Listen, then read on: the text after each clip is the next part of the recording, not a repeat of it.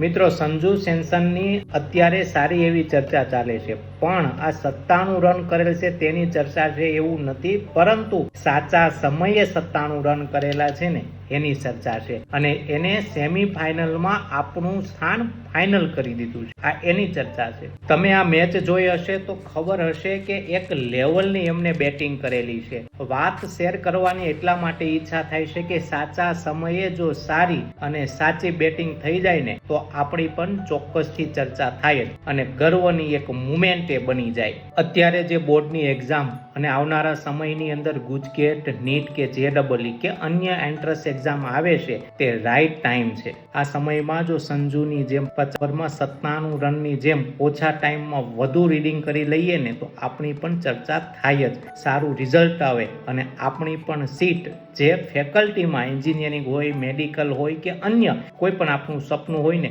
એ સાકાર થાય, એ ફેકલ્ટીની અંદર આપણી સીટ પણ કન્ફર્મ થાય, સેમીફાઇનલમાંથી આપણે પણ ફાઇનલ થઈ જઈએ.